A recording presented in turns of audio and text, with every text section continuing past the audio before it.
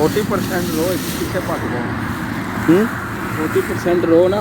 अच्छा पीछे पक जाए अच्छा अच्छा फिर उत्थे पकाने तो भिंडी पाई दी भिंडी का नकार करी दा काज बनते से जड़ी बूटे जड़े है तैयार हो गया हाँ जी अभी लाए ना पेस्टियां बना आ थोड़े सामने पेस्टियां लाए गुड़ तो दे यार